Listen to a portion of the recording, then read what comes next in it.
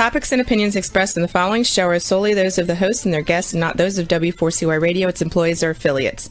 We make no recommendations or endorsements for radio show programs, services, or products mentioned on air or on our web. No liability, explicit or implied, shall be extended to W4CY Radio or its employees or affiliates. Any questions or comments should be directed to those show hosts. Thank you for choosing W4CY Radio.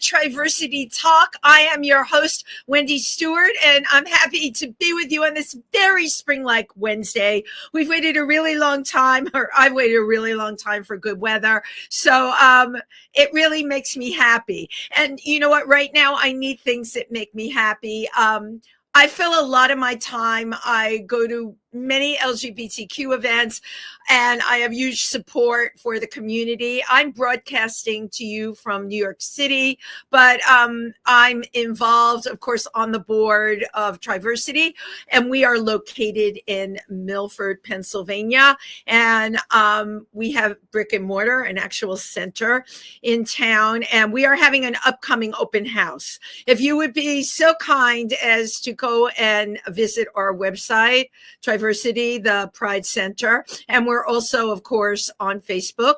If you're watching the show right now, you are on Triversity's page on Facebook Live. But we're really an amazing organization, and we are supporting the LGBTQ plus community in a time where that support, as you all know, is very, very much needed. So I'm very excited about my guest tonight, so I'll keep my little comments about what I read in the news today, because it's horrific lately. But now the administration, as I refer to them, wants to pull funding from the University of Pennsylvania for their endorsement of trans athletes. So all I can say is I just hope that the lawsuits keep coming, and the best all of us can do is support our community, get behind people, and try and help them any way we can. I try and do it with this show. That's why I have this show.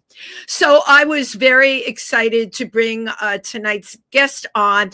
I heard about them from one of our board members, Gretchen Pollock, and I'd like to thank Gretchen for having open eyes and finding a really great person. You know, any of you can reach out to me if you know someone and you want to have them on the podcast. Please absolutely reach out to me. I'm Wendy Stewart on Facebook. You can always find me. But this guest tonight totally impressed me. First of all, they have their own podcast, and they're up to, I thought, 65 episodes, but I was informed in our little chat before the show, it's actually 66. Our guest tonight watched the culture around trans people go from what does that mean to public enemy number one. And boy, is that the truth. Leading into the big and small of queer history through their podcast, Life Through a Queer Lens. I'd like you all to welcome Kit LK. Thank you. Hi, thank you so much for having me. Oh my God, this is like, you're such a pro. 66 historical episodes. Now, I was able, even though you broadcast on TikTok, and I tend to stay, I can't, I have no time left. I'm on so much social media. So I'm not doing TikTok, but I was able to access your shows. They are really, really impressive, Kit. The fact that you have really delved into queer history, and you go way back in some of your shows too. Yeah, we try to touch on the fact that queer history has always been here, and by try to go back as far as we can with as much of the research as possible. Now you also have a co-host, Janine or Janine? Janine. And okay, because Janine spells it Jenene, and I'm like, oh, I really need to find out. I butcher people's names. Kit is easy. I know, right? Comes with the term. But you have a co-host, you put this podcast together, and you're young and you care about queer history because we all know history repeats itself. We all know if we study history, right, it really tells you what you can expect in the future. How did all this start for you? What made you care enough to put together your own podcast? So researching queer history has kind of always been something that's been really important to me. I started researching, well, it started with a special interest actually with the history of mental institutions and forced institutionalization throughout the 18th and 19th centuries. Wow. And from there, it kind of turned into why were people forcibly institutionalized, and very frequently queer people were coming up as oftenly institutionalized. Civil rights leaders from the Black Panther Party were often institutionalized. Absolutely. And how so many marginalized groups had mental health used against them at the same time that I was struggling with my own mental health.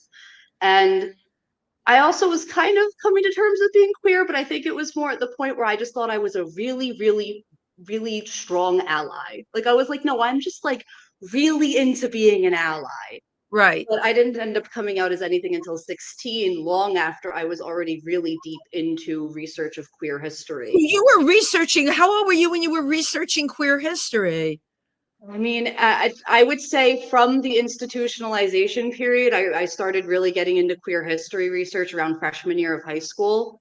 Wow. I wrote 2 papers in high school, one about the entire history of homosexuality in health from the 19th century to 2011.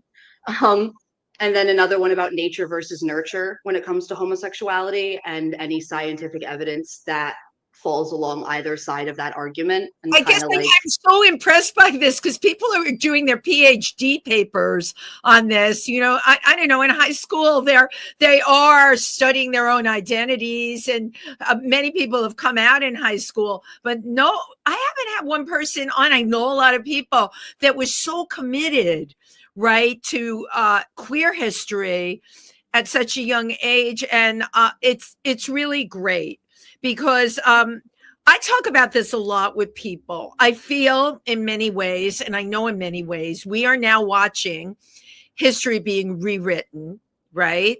And that all started with, and I'm going to reference to the term fake news, right? That was the first red flag that we were all in trouble, okay? Because after that, truth started to fall apart. And that's as much as I'll say on that. Someone like yourself that can actually do shows on this, because I'm a great believer in these shows. And I'm a great believer, you know, yours like mine are both audio and visual.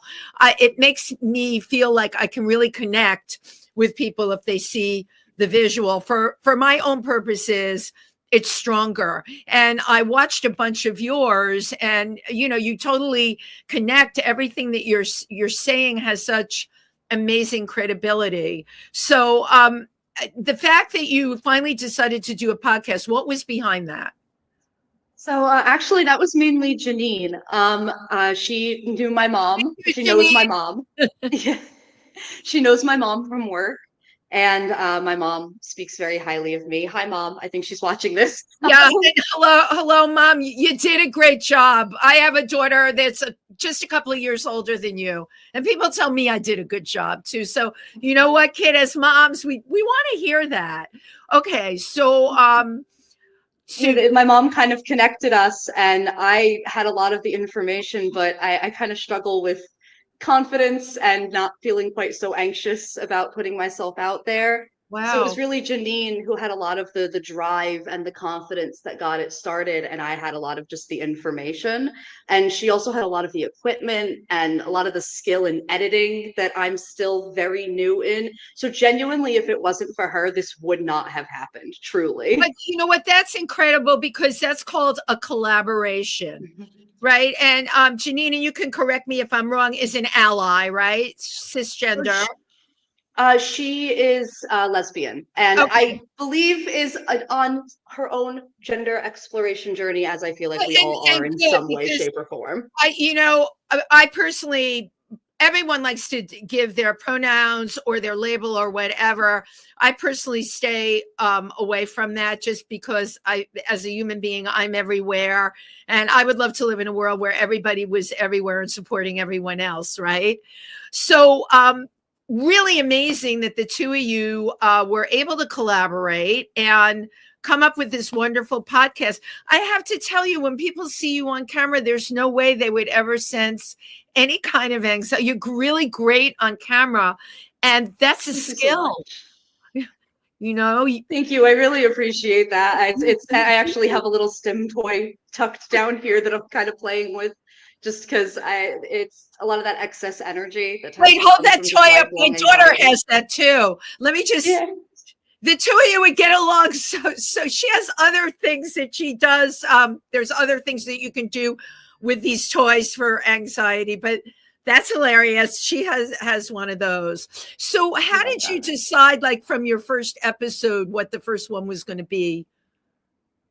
So the first couple of episodes are actually just about Janine and I. They're basically just introductions to the host, and then we jump straight into Stonewall. And I think the reason we decided to do that is because Stonewall is kind of looked at as like this mythical event of queer history. Right. And even like reading a lot of the accounts from people who were there, a lot of them were so drunk or so high that they don't remember really. Like most of the events, there was a lot of weed. There was, a lot of it was real. I'm going to be honest with you. And I know some of the people that were there.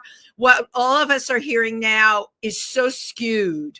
Okay. And God bless Marsha P. Johnson. But, and I'm so happy that Marsha P. Johnson's become this amazing icon, but back in that time, Marsha P. Johnson was just like another trans person that was ignored or kicked to the curb or not quite understood. So it's so funny because, like, you're talking about Stonewall, like it was like a fantasy. That's what it's become. And when you talk to some of the old timers, and by the way, my friend Therese Sequoia, I'm going to have him watch this. He is one of the original Stonewall bartenders. And yeah, he was there, and I'm in the Imperial Court with him. Boy, could he tell you stories, and it's just been, it is. And it's just been glorified or whatever, but thank goodness for you wanting to start there. I think that's a great place to start. And we discussed the fact that there's this whole idea of Marsha P. Johnson and Sylvia Rivera having thrown the first bricks. And while, yes, their activism 100% kickstarted that night, they didn't get to Stonewall until hours after the rioting had already started. Absolutely. One of our standing jokes is, and when I meet up with people that were there and we have a couple of drinks, okay, who threw the first brick, really? I love that you know this, Kit. This is just great, right? Oh, that makes me really happy. Thank you. But you see how, and this is why your podcast is so great, because you see how things change. And I watch a bunch of your episodes. You're doing your research, which is really great. Obviously, looking into queer history is something that is completely interesting to you. It's fascinating. It's an entire world, but at the same time, it is so deeply connected to world history. Like it is queer history, but it's also human history. Thank you. And what we're talking about now, especially with like the T being taken out of the LGBTQ, that this is something in history right now that's happening. And myself and a lot of my friends that are in the media, everything we want to do now is to put the T back, because we can't let that. The only thing that would be is a part of history that was very ugly and most of us didn't agree with, and it needs to come back. And by calling it out, right, we're saying it's wrong. It's something that just should not happen. So I'm curious, How is someone like yourself, because you're so interested in this, how are you mentally dealing with what's going on now? I have another podcast that I do, and we were talking about this, and we're all a lot older than you, and we were talking about this even today in our opening. How are you doing mentally with everything going on? Yeah, I mean, it's kind of taking it day by day. I have a lot of queer friends, and it's kind of Good. just a game of all of us reaching out to the other and, hey, how are you doing? Hey, do you want to hang out? Like just this past weekend, I was at my friend's house and we watched Dead Poets Society, which Right. is a queer film. I will hear no argument otherwise. So It was great. you're all supporting each other. Mm-hmm. Right. And that's really important. I think the other thing I want to say to you is, there are, and I even have them, there are some days when you're just like, oh my God, it can't get any worse. But every day changes. And I'm sure you've learned that. And the feelings that you have on one day that are brought on by whatever is going on, they can change the next day by a positive happening. As you know, there's a lot of pushback going on now, and that is what has to continue to happen. And the pushback, genuinely, yeah, and allies, like truly, if allies need to be, if you see someone who is struggling, like offer to go to the bathroom with them. I promise you that makes so much difference. I have cis male ex partners and a present partner who is a cis male who, if I'm going to the men's restroom, they're coming with me. I will not go in there alone. It's just not an option. Right. No, so let's, and you talk about some of these things on your show. Let's talk about safety. What kind of safety measures do you think people can take? So one of my best pieces of safety advice that I actually got from just the punk community in general is all of your vests, your backpacks, all of the things that you like to put like pins on or patches on, do not put them on your back. Put them on your front only, Right. especially if they are like a pride themed thing, or if they're politically motivated in any way, or if they're discussing a social movement. Keep them on your front because you want to be able to see how people are reacting to the things you're showing them. And if they're reacting poorly, they're much less likely to do something if they can see you seeing them rather than coming at you from behind. So brilliant. And if you wear it behind, you're really making yourself a target. It's the definition of a target on your back versus a target on your front. Right. But at least I don't know how you know this, but the eye contact thing is something, if someone's going to challenge you and you make eye contact with them, that will often make them back down. And that is an incredible thing to know. Even in terms of your car, I won't put anything. I won't put a rainbow flag on the back of my car because I don't need to be profiled. And that's fair. That's something I get mad at my mom about a lot because she has a lot of like pride stickers on the back of her car to show that she supports me. And I'm like, I love you so much, but I need you here and I need you safe. Right. Right. My daughter feels the same way about me. And I'm a speaker on all of this. I'll go anywhere and talk. But when I am in Pennsylvania, remember, I'm in New York City now. I could drive around here with any kind of rainbows on my car. But when I'm in Pennsylvania, I fly under the radar in that way because I don't want to get hit from behind. I did have that happen. I was sure someone just profiled me. I think I was going to an event and I had a lot of blonde hair pieces on, and I drive a Subaru, and I was sure they were looking, oh, LGBTQ supporting liberal. Now I could be wrong about that, but I ended up getting into an accident, and the lesson is learned, and I love that you know this already and that you're sharing this. Yeah, I mean, it's one of those things where I remember being a young, basically a trans kid who didn't know they were trans, but I was always the weird one. I wore tutus to school. Like, I was always very subject to bullying. And as you age, having been subject to bullying, you kind of just realize that like certain people never grow out of being bullies. It's just the same type of bully, but it's an adult now. Right. Yeah, and that's why like making eye contact with them genuinely does work. And this is coming from someone who is 4'11". I am small. I am short. I am not threatening in stature. But genuinely, if you show people like I'm not just gonna back down and you make Right. eye contact with them, they kind of start to wonder, like, is this person a little bit unhinged? Should I maybe Good. not pick this fight? Right.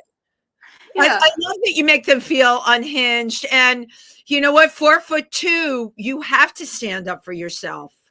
Yeah, You I have was 4'11". to. I've got I'm almost 5 foot, but I'm still like it's multiple times there's men that are just like I'm just like this looking up at them, Right. and they clearly kind of have an issue with just the way I present myself to the world. And you kind of can't really give them an inch or else they will take a mile. Exactly. But you know what? You know that. So in terms of like your own experiences, let's talk about you growing up. Where did you grow up? I grew up in Sussex, New Jersey. It was in Okay. Wantage, technically. Yep. Yep. Pretty I went to High Point. rural. Yeah. Sussex is Oh yeah. definitely rural. Yep. I went to High Point High School. It was a fun time. Miss Well, Strout was my favorite teacher. If she ever sees this, I love you. oh, that's so great. Do you know Zoe, she runs Sussex County Pride? Oh, I might. Back then, I was very isolated. It was one of those things where I was doing my research and I was learning a lot about queer history, but I wasn't really getting involved in the queer community in the real world. That was Right. something that I struggled with for a long time, was getting out of that shell and realizing that like what I have to say genuinely does matter. Oh, what you have to say is really huge. I mean, no pressure, but I expect big things from you. 5 years from now, even. I think I told you when we were talking before the show, my co-host on my other show, Tim Moss he's 62. He's been in the game for a very long time. He does a ton for not only LGBTQ, but now he's really honing in on trans. Okay. He really feels we have to put 200% behind trans because of everything that's gone on. And Tim often accuses, queer people in their late 30s, early 40s as not knowing enough, not caring enough, and not understanding that all of us who came before them really laid the groundwork, right? I wish for you, Kit, that we had a different administration because it was all going so well. I watched, I came through the time of AIDS, right? Awful. And we got out of that. And then we had ways of keeping people alive. Then they came out with PrEP. Then we had marriage equality. And my God, I know a gazillion same-sex couples who have had children through surrogates or adopted them. And everybody was going in a direction of one big happy family. And trans was like so accepted, and people getting behind transgender people and making sure whatever hormones they were taking were legitimate, right? Not some concoction that you bought on a black market. So watching for me right now, what is happening is just like, we really all have to get together and we really have to be on it. And as you probably know, there's a lot of organizations in the LGBTQ community supporting trans where people can call if they need support. If they need, the medical guidance thing, I feel we're all lucky we're in the Northeast. I think of people that are in these states that are shutting down people's ability to get their hormones, that have been on these hormones for decades. How can you get away with doing that? How can that even be legal? It shouldn't be legal, but unfortunately, trans people got a lot of visibility in a very short period of time. Because I came out as trans in 2014, and when I came out, barely anyone knew what being trans was. Wow. At least not around me. So No, not, I would say in Sussex, probably not. Right. Yeah. So it seems like we got a lot of visibility in a very short stint of time without the legal protections to make sure that that visibility didn't end with persecution. Right. Right. Because like visibility alone isn't enough to protect a marginalized group of people. Look at any other marginalized identity. They're very visible and have been for a long time. They're just still being persecuted against because visibility alone isn't enough. There has to be legal protections in place for those marginalized groups so that that visibility doesn't just end with persecution. Right. Right. But now everything is kind of up for grabs. So it's a very brave new world out there. So with your own show, what are some of the favorite topics that you've covered in the 2 years that you've had the show? Oh goodness. Personally, I really love covering the history of the different identity terms. So we've covered like the history of the word sapphic and where that word itself came from and how it became an identity term. Same thing with the word Achillean, where that term came from and how it became an identity term. So We've I don't know discussed where Achillean, I know the word and I know the roots of it, but I don't know where it came from. So you can give me a history lesson. Also, well, so it comes from Achilles, and it specifically comes from Achilles' relationship to Patroclus throughout his epic, throughout his story. Wow. When Patroclus is described as like his closest companion very frequently, Right. and throughout their relationship, um, sorry, it's kind of losing track a little bit. This was an episode we did a while ago, and Yeah, there's but been a this is lot of great. like twists to get in now. I don't even know this detail. This is great. But yeah, basically, they had a very, very loving and protective relationship, specifically Patroclus of Achilles. He wanted him to stay calm and stay safe and things of that nature. And at one point during the Trojan War, Achilles is shamed and decides like, I'm not fighting in this anymore, even though they needed him, and he just leaves. So Patroclus says, okay, I guess I'll just do what it is I always do and try to keep him safe. So he dressed up in Achilles' armor and pretended to be Achilles and went to the battlefield and ended up being killed by Paris. And Achilles' devastation and rage in the aftermath of Patroclus' death leads to a horrific end for Paris. Horrific end for Paris. And then leads to Achilles' own death when Paris's brother comes for vengeance. Like it just Wow. leads to this endless trail of death Yeah. and revenge and Yeah. pain, all because of what happens to Patroclus and the utter grief he feels from losing his love. Yeah. I wonder when they teach that in school, if they teach it from the great love. I now that you're talking, this is coming back to me. I think I remember this from high school, but nowhere near taught about these two people loved each other. I don't Yeah. remember ever hearing that, which is key. In a lot of modern and specifically Christians looking at Greek mythology translations and interpretations, it's just that they have like a brotherly bond. But when you look at the way the ancient Greeks studied the Iliad and studied the story of Yeah. Achilles, it was a model of Greek male love. That was like their relationship was the model of the way Greek men should love each other. It was meant to be protective and heroic and have a certain manliness to it, because again, this is ancient Greece. They're not gonna, have the same gender ideas that we do now. So there is a certain like manliness to Yeah. it, but it was the ideal Greek love, male love. That's the Iliad, and specifically Achilles and Patroclus' relationship. And that was never taught that way in school. I'm sure like when they taught it, I'm sure a lot of what you had to research yourself. Am I correct? Yeah, specifically, there was one paper that truly opened my eyes called He Who I Loved as Dearly as My Own Self, I believe, or He Who I Loved as Dearly as My Own Name. And it was basically the story of Achilles and Patroclus and looking at the Iliad through the lens of their story being the ideal Greek male love.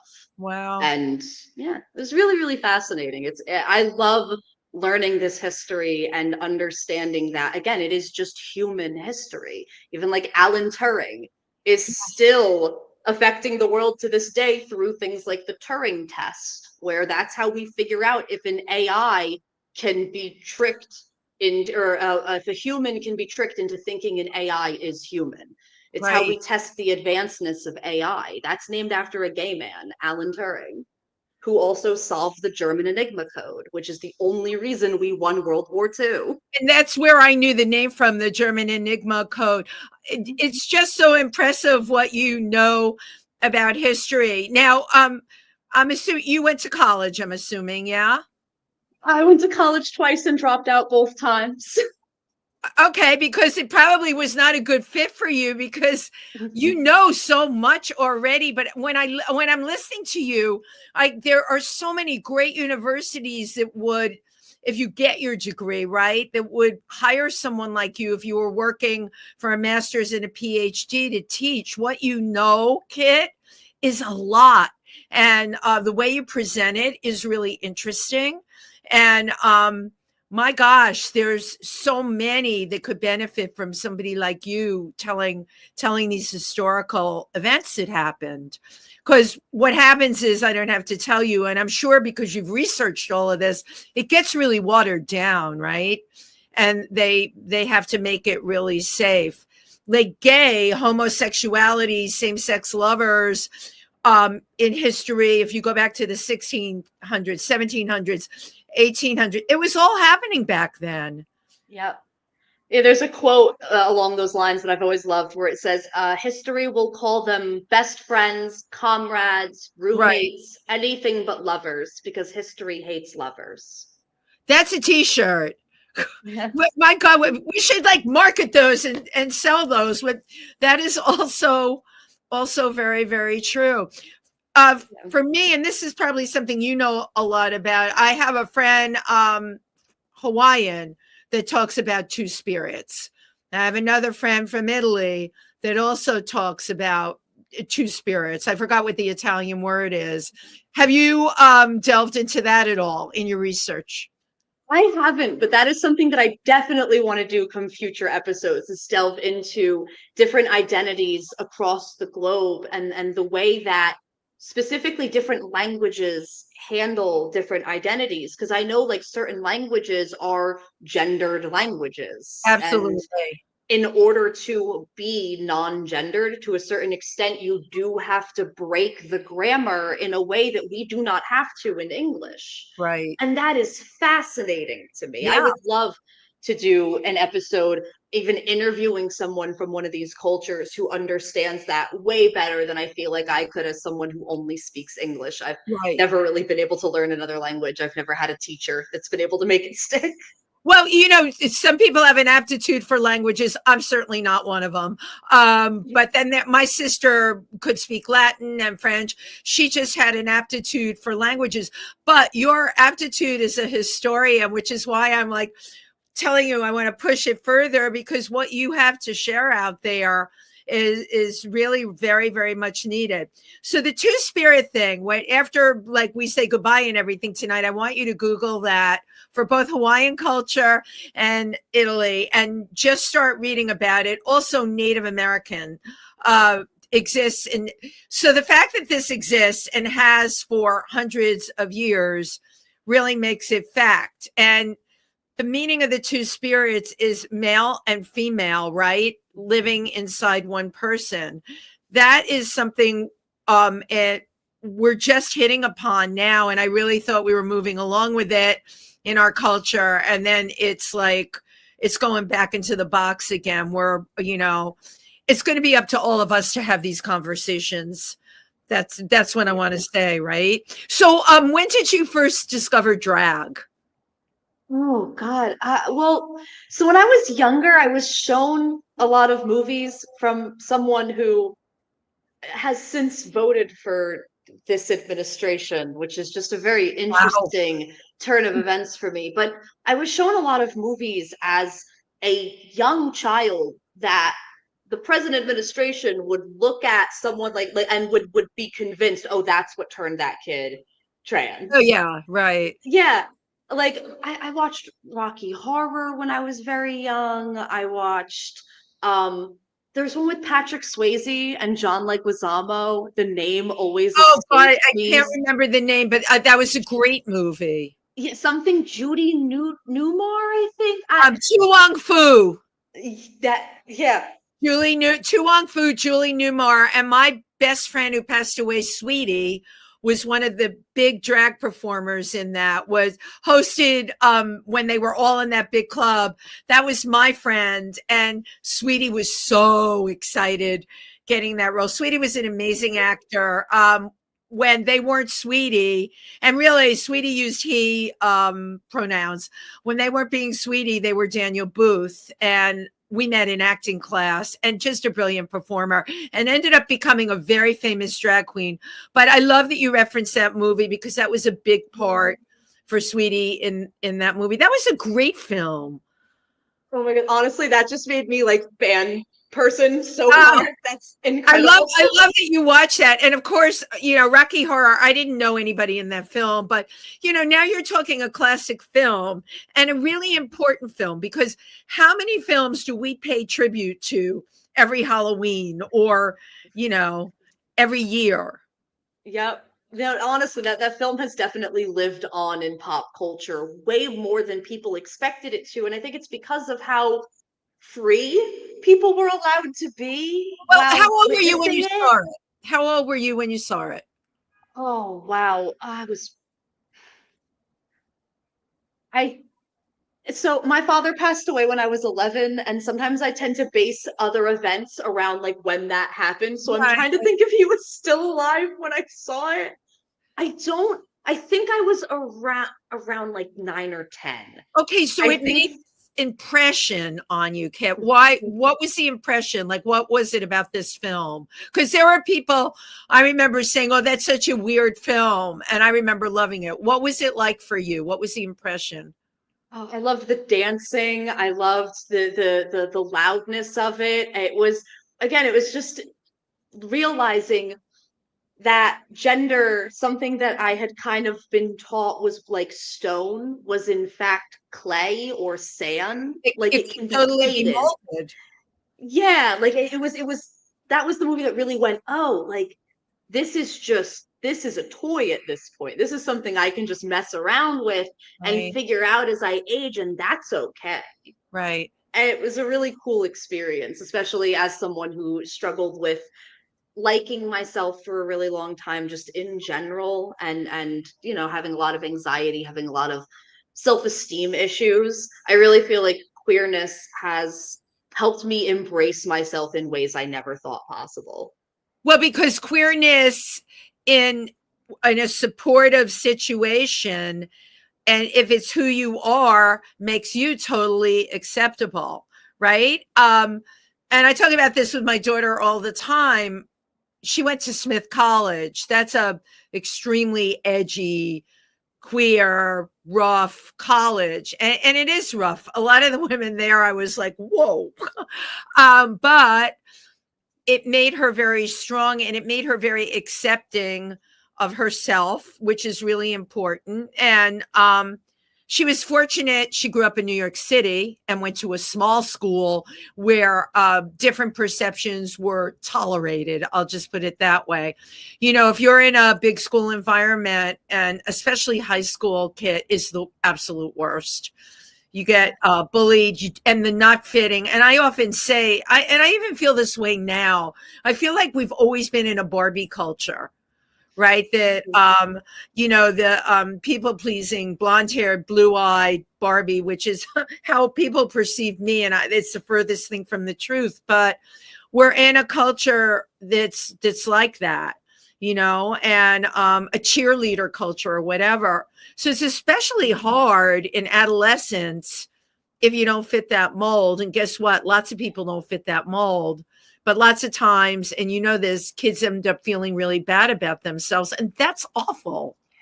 Yeah, like no one should feel bad. No one should have to feel bad about themselves, especially for things about themselves that they can't change or even just don't want to change. Right. Like, yeah, I could have stopped wearing a tutu to school. I That's boring. love I'm not boring. Right. Right. I love that you wore that tutu. I have right now, my closet's over there. I've got 5 in there. And I started wearing tutus to Studio 54.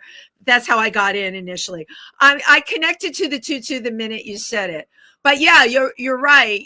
Tutus should be embraced and differences should be embraced. But you know what? A lot of that's got to do with how kids are brought up and how kids are taught tolerance. And, I'm sorry to say, we're seeing the backlash now, the intolerance now, and the bullying. And certainly schools. I read, I don't have a kid in Delaware Valley High School, but I read the local paper all the time. And, we have kids that are like, I don't feel like I'm in a safe space. Obviously, you didn't either. I don't think any kid should feel that way. And I think administration should bend over backwards to make all the students feel good. Did you have a GSA in your school?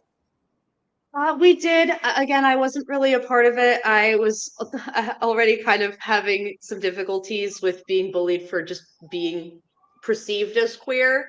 And then when I came out and I started dating someone in my own grade who was also presenting female at the time, it just kind of, it wasn't a large GSA. No one in the GSA felt very protected. Yeah, a lot of them kind of came and went because it was just kind of difficult to stay in there. Right. So, yeah, and I mean, I have memories of, being shoved into a locker and scraping up my whole arm and then being called the F slur in the process and going to the office and saying something about it and then literally telling me that he only did it because he had a crush on me. And I was like, wait, so an adult school no, the boy. It was the student. The administrator said that the student only did it because he had a crush on me. Right, but that's the point. I mean, I don't know who to point the finger at here. I'm sorry.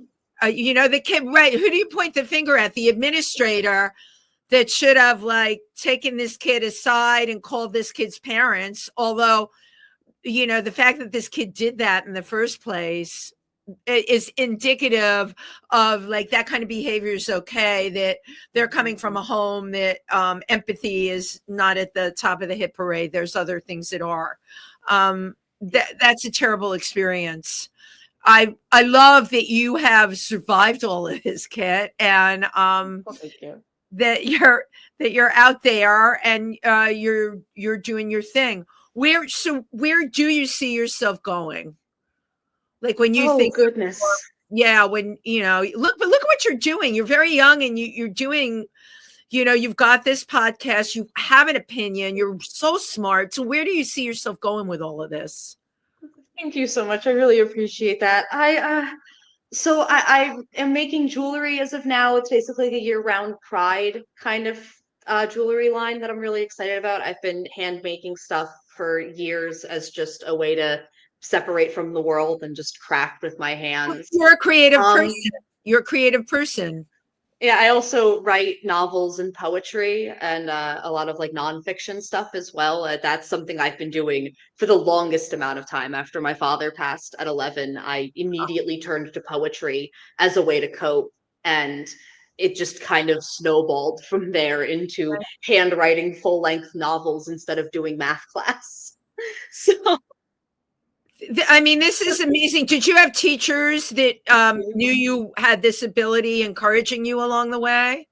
Oh, yeah, definitely. I said Miss Strout. Miss Strout she was my rock throughout high school. If it wasn't for my creative writing teacher, I do not think I would have graduated, truly. I think I either would have dropped out or worse. She was genuinely, truly there for me when I felt like not many others were. I had some really cool history teachers too, Mr. Campbell and Mr. Langen. They were a lot of fun. They taught me a lot about how to look at present day and past events critically and closely. But yeah, I had some from watching your podcast, you're a critical thinker and you've got a lot of this really great stuff to pay forward. So not to put pressure on you, but people try and learn that. They go to college and they take courses in critical thinking and they try and write using critical thinking. You already have a lot of this stuff. There are people I meet, and I have to tell you, that I've interviewed on this show and my other show that are extremely successful, well-known writers, entertainers, and their stories and their paths are very similar to yours. And school was not a thing for them. The only thing that differs with you is like the amount of history and stuff that you know. And I think it's just because it floats your boat so much, you can't even get enough of it, Every time I learn something new, it's like, who can I share this with? How can I gotta remember this. It's always a really fun thing. Right. So your jewelry, which is another part of your creative psyche, where can people get your jewelry? Do you sell it on a website or at fairs? So as of now, I don't have a website. However, come this August, I'm going to be at Triversity's Pride selling jewelry. So I'm so excited. I know we're having vendors, and I didn't know you were one of them, but I am. That's so exciting. That's great. Our Pride is really fabulous. I'm really excited for it. It's my first time going, and I can't wait. But once you get used to selling at events, it's really fun. I mean, you're obviously crafting nice stuff. And Sussex County Pride, they also have Pride there. There's so many prides that happen now. It starts in June and it goes all the way through till, I think there were even some prides happening like the end of August last year. That's crazy. Isn't that great? It used to be like Pride Week.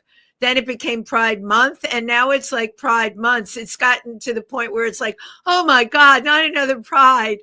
Have you ever been to New York City Pride? I haven't. I've done Lancaster Pride and New Hope, PA Pride. Great. And wasn't that a great experience? Mm-hmm. New Hope was incredible. New Hope was incredible. I've done 40 prides, New York City prides, 40 of them, including World Pride. And I've seen the Pride March go through incredible evolutions. It went through really being something you did not want to be a part of. A lot of my friends dropped out of because the people that were part of it were not really great examples of what it meant to be queer. It went through that. And then it started to get more corporate. And then it went too far in that direction. So people dropped out of it then because, oh no, now it's too corporate. So lately, I go to the New York City Pride. I march in it every year.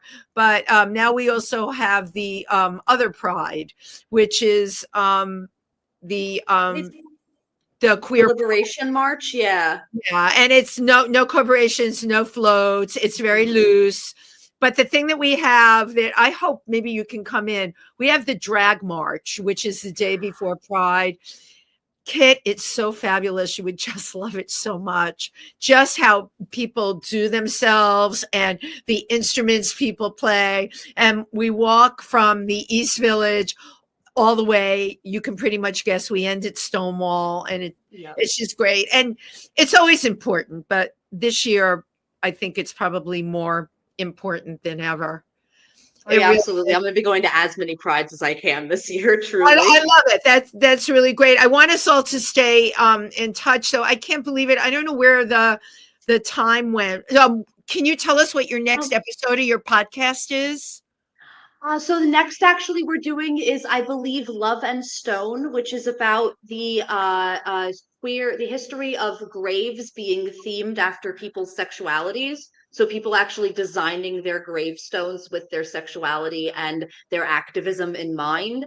And we're also going to be teaching people how to be buried under their proper name in the same episode. So it's like a dual thing where we're going to go a little bit into some fun history, but also give people a lot of good information about how to be sure that you'll be buried by the name that you have demanded for yourself, which is, I feel that you've taken for yourself. Yeah. Right. The thing about the name you should have. Exactly. And the thing about the stones, the gravestones, I didn't know that. I know a lot of stuff, but I love this. I rarely get somebody on that just know this is so great. I don't know. We have to have you like teaching a course or something. I'm determined. I would love that, honestly. You've definitely inspired me to look into that, I will say. I would Yeah, honestly I mean, you might have to like just go back to school for a little bit just because they want some what they call credentials. And maybe you could just take courses that you like to get that. But with what you know, that's really something you can certainly be able to share with the world, and the world needs a you right now. I can't thank thank you so much. Oh, I can't thank you enough for coming on here. Where can people find your podcast? Yes, so we are on Spotify, we are on Apple and Amazon podcasts at Life Through a Queer Lens. We're on TikTok and Tumblr on Life Through a Queer Wow. Lens as well. And then I am personally on Blue Sky at gender/degenerate. So if y'all would like to give me a follow over there and keep up on some poetry stuff that I'll be posting, some art stuff, some just weird, cool stuff, go ahead and follow me over there. That's more like a personal thing. I'll also be posting podcast stuff there, but that'll be mainly my art stuff. Podcast there as well. Are you on Instagram at all? I am not, unfortunately. I kind of got chased off of Instagram by a gaggle of incels who, you know. Oh, they'll just gaggle off into the sunset. We don't need them anymore. I hope so. Well, thank you, Kit, so much. I'd like to do one thing before I say goodbye. I always take a picture. So look into the camera. Cool. Thank you so much. I wish you all the best. And thank you to everyone who tuned in tonight. We'll be back next week. Bye-bye. Thanks.